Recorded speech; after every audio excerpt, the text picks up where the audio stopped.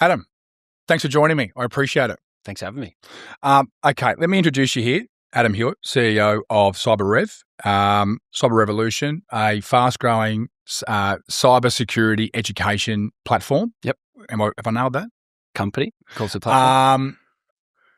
I'm interested, and tell us about, before we go into the CyberRev, journey. Yep. Tell us about Adam, the man. Leading into that. Yep. Bit about your background. Yep. And what led you to CyberRev. So Adam the man, father of two, or soon to be two, sorry, about to have a second in about 5 weeks. So that's taking up a lot of my time and focus at the moment. But professional background, actually a teacher by trade. So I studied university. I studied at university education to be a high school teacher in PE. I love sports, still do. And so I was obsessed with cricket, football, anything to do with physical exercise as a kid. And I idolized a couple of the PE teachers at the school. And I thought, you know what, that'd be great to do as a job. So I studied PE there for 4 years and absolutely loved it. And that kind of was my first glimpse into the education space. So, and you just touched on the sport, the PE side of things. I didn't know, I've just found out recently, that you're also, I'm going to say, a cricket prodigy. You're going to argue that point. But you played a super high standard of cricket and travelled the world. And, what I said was bowling sort of some chin music, fast over, chin music. But tell us about that. Not quite as good as I'd hoped or wanted to be, that's for sure. I gave it a red hot crack. Like was obsessed with cricket up until I was about 23, 24. A big reason why I went to university was because it gave me more time to train for cricket. I didn't want to enter into the professional world and work 9 to 5 because then I couldn't train, right? Sure. So that was a big part of it. I was definitely not a prodigy, not as good as I'd hoped, but made it to a decent level, got to travel the world, played cricket in England, cricket in Holland, which was interesting and good fun too. And yes, thoroughly enjoyed it. We've had a couple of guys who we've spoken to have had sporting backgrounds and they all, one thing that they share in common is their sort of ambition or drive. They're all super competitive. Mm-hmm. Do you think that's put you in good stead in the business side of things? For sure. Like I look at business even actually within the year, within quarters, as in like an AFL quarter. I use that analogy a lot with our team. And even our team at Cyber Revolution, we treat each other like a sporting team. And I learned a lot of my leadership skills, I think, throughout sport. And so there are a lot of correlations between sport and business. Your obviously your tertiary qualifications, in the education space, and then you find yourself in an education company. Yep. Which I would have thought would be pretty rewarding, given that your passions are in that education field. Tell us about Cyber Revolution. Yep. Tell us about the problems that company solves. Yeah, so I guess the idea of starting Cyber Revolution and focusing on one industry and helping people from getting skilled up, getting certifications, and then getting placed, I guess was spawned from my experience through traditional education. Yep. As I said, I studied for 4 years to be a PE teacher. Unfortunately, a lot of other people did too, and there weren't any jobs in Canberra. When you think about it, you've got 4 PE teachers in a school. A lot of them are there for 15, 20, 30 years. There's not many job vacancies in that space. And then I had 300 people I'd graduated with, 300 people before that. You get out into the big bad world and there's no jobs available. Right. So I kind of experienced that frustration of paying a lot of money, spending 4 years of my life studying for something and not getting the outcome that I was looking for. And then so I moved. I taught for 18 months as a substitute teacher, English, maths, history, basically anything but PE. And it was the moment I was literally in a French class, teaching kids how to cook crepes. Right. And I realized, okay, I'd probably got to get out of this space. It's not something that I want to do for the rest of my life. So I moved into the RTO space, registered training organization space, and still saw that it was, it was vocational education, getting people certifications. And it was really great training, really good support, but people are still coming back to the company saying, how do I apply for a job? What jobs are out there? So I saw that frustration. Then I moved into a non-accredited training company, which focused purely on skills. It's for business owners to teach them the right skills to build and grow their business. No certification involved at all. Right. And that was probably where I started looking at education a little bit differently about, hey, it's actually about the skills you give people and the outcomes they get using those skills. And so that's where I had the idea of, all right, if you could merge those two together where you have traditional education, which is important. I'm not going to bag on university and certifications and degrees.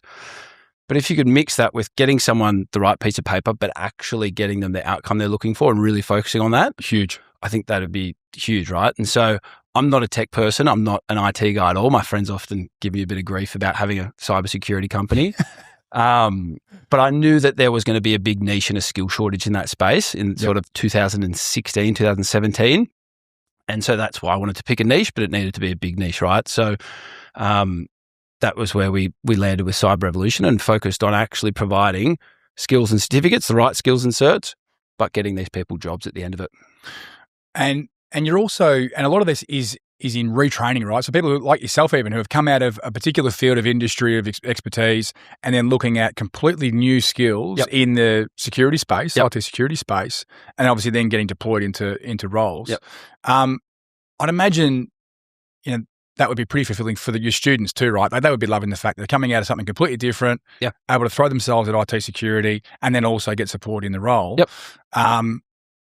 Pretty life-changing for your students. It actually is. Like it is life-changing for the students, and they're making a big career change, and a decision to do that is a big decision. So we don't take that lightly. And it's a big commitment, right? When you look at someone who's done something for 10, 15 years, they might have just landed in that role, or their dad was a chippy, so they became a chippy, and they're like, this actually isn't for me.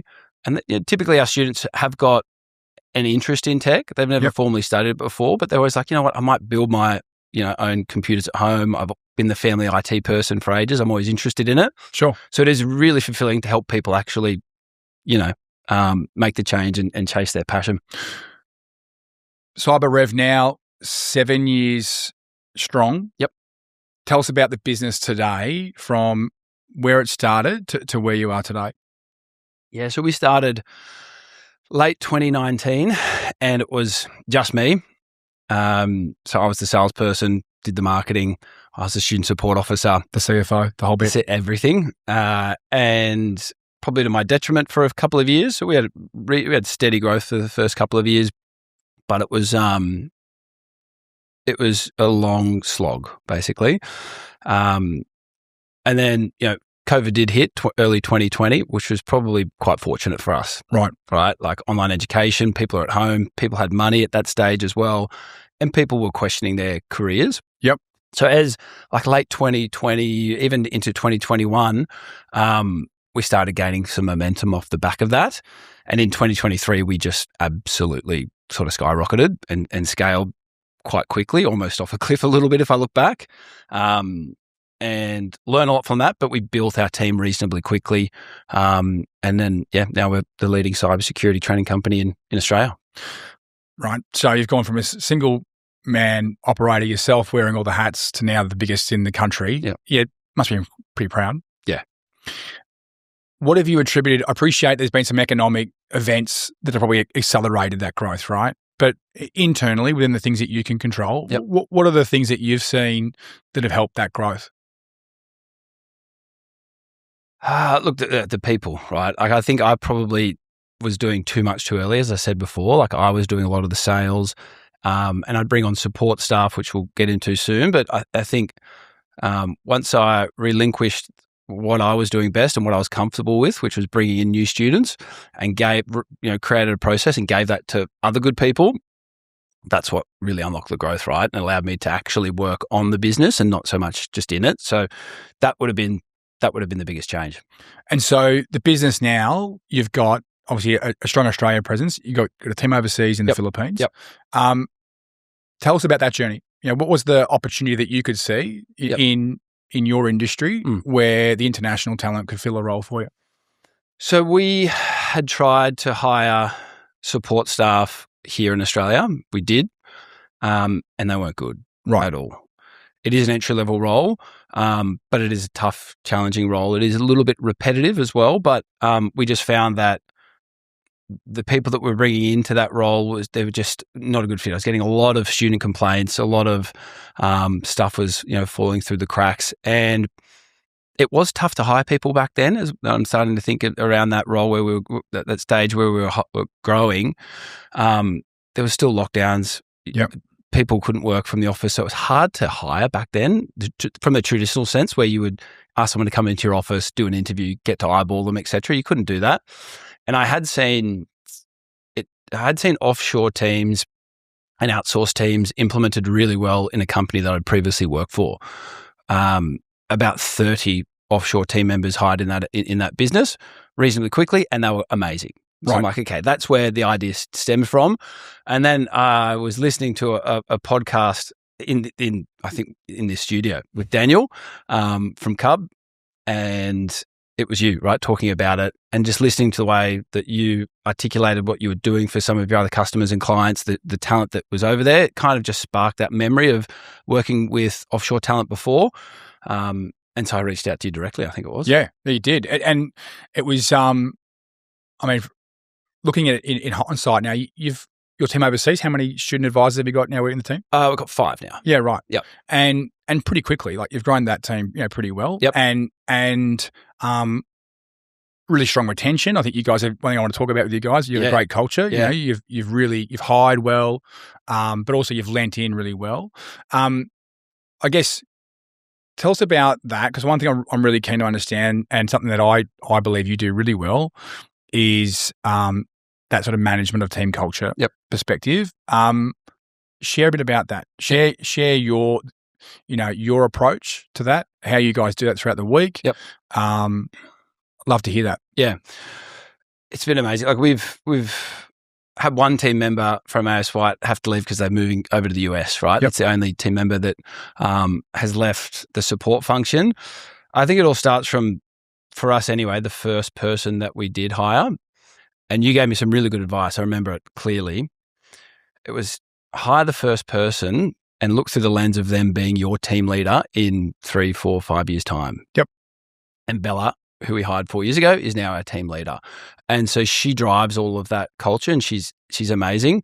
But I mean, again, I just look through it as these guys are part of our team. They're not outsourced. I didn't even look at it as them being offshore. And so we integrated them into every single other team meeting that we had. And now we do some very specific things, because I'm huge on that. Especially, it's hard to maintain a really good culture remotely. It is. It is super hard. Barriers. Right? It does. And so we thought about how can we do that? So for us, each and every Wednesday, one of our values is bringing positive vibes. We have a bit of fun, and we call it Trivia Wednesday. We don't often play trivia, but it's just an opportunity for the offshore team and the onshore team to get together and have a bit of fun together and play an online game. You get to see each other's real personalities come out, and just get to know each other. So that's really important. We do that every single Wednesday. And then on the last Friday of the month, we do what we call the CR shout out, where everyone gets together as well, and we shout out each and every individual for doing really good things that month that are aligned with our values, right? Because I believe that the values make up your culture as a business. Yep. And when we redid our values a couple of years ago, we were actually in Bangkok on an ASW trip, the annual trip, which we came across to. We booked out a room there and we sat down with them, and they are actually part of building our team values, because they've been with us for years. Yeah. Right. So they don't just feel like we're shoving these, these words on a paper in front of them saying, go do this. They actually helped us build those values. So they believe in them, and they're the kind of things that drive the decisions they make each and every day. And so on the last Friday of every month, everyone gets together and gives each other a shout out and aligns it with a specific value. That's really interesting. I think that's super valuable, because, every business, if you go into most companies, you walk on the wall, you'll see on the wall a whole bunch of values. Yep. Integrity, whatever. Yep. But the fact that you guys then provide tangible instances of those values being delivered and shining a light on individuals who are doing that each month reinforces that in real time. And I don't think many businesses are very good at that, if I'm being honest. So I think that's clearly as to why you've got such a great, engaged, integrated team, but I think also why you guys are now becoming the number one or are the number one IT security education business in the country. So it's exceptional, and the fact that you get across every year, spend time with your team overseas. Yeah, I mean, it's been fantastic. I guess having gone through that experience now, are there lessons that you've learnt by way of having the international team that perhaps you've garnered along the way, or what are some of the things that you've picked up by way of that experience? The things I picked up by hiring internationally, if you've got a process in place and a system in place, it doesn't really matter where anyone's based. Right. Right. Like I think that the people that you hire typically it's got to be for a specific role are only going to be as the process that you've created and the systems that you've got around them. And that's what we've done through scaling, especially our offshore team. Bella's been amazing from this. From day one, when we hired her, we processed everything and did an induction pack. And that's obviously been iterated and developed as we've gone through the years. But we just hired someone last week, and that pack is like to the T each and every day. There's tasks that are required to tick off so that after 3 weeks they can do a student onboarding. Has the experience, do you think by way of having the international team, it's changed the way you managed, or do you think that it's remained as you normally would? I think through my lens, it has just remained the exact same. Right. And that's the advice you give business leaders: keep it consistent, keep it the same. Treat them exactly the same as if it's a team member here in Australia. That's how I look at it. This might be the same answer, I guess, but I mean, for business leaders who are scaling a fast growth startup the way you guys have, what are some of the tips or lessons that you'd suggest for those guys? Yeah, so you've only aged 20 years in 5 years. Yeah, yeah. I mean, document everything in the processes so it's scalable and replicable. Yep. Right. So and keep it super simple. So we record every single interaction that the delivery team have is recorded, and then it's Bella's role to review that, train the team, and then make iterations to the process if required. So I guess that'd be some. It sounds generic, but not many businesses do it.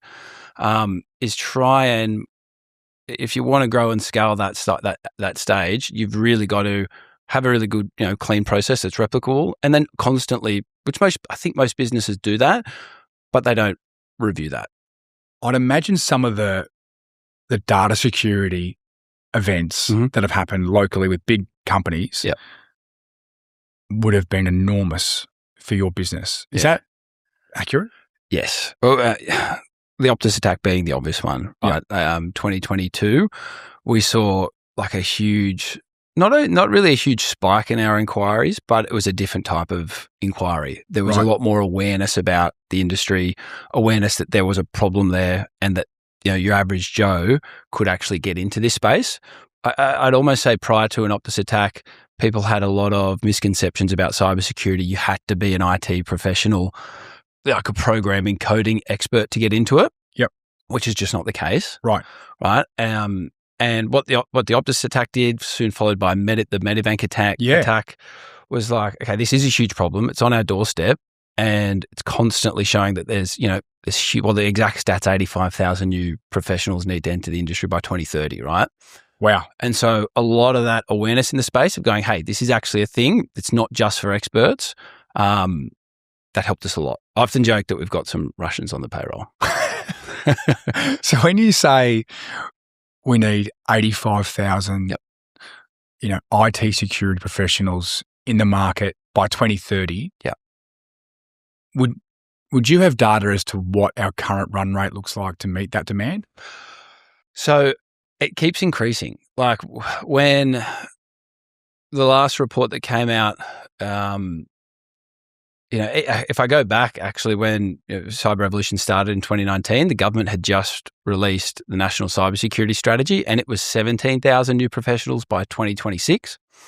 And then the last report last year was 85,000 new professionals by 2030. God. So who knows? Wow. Right, is the answer. And so, just touching back on that misconception, a lot of people think, as you said, that you need to be an expert. What we teach at Cyber Revolution is you just need to know the basics well, right? And the reason that you can go from no IT experience into cyber is you start from the fundamentals, IT, hardware, software. You know those. You've got to understand the basics, and then it's not about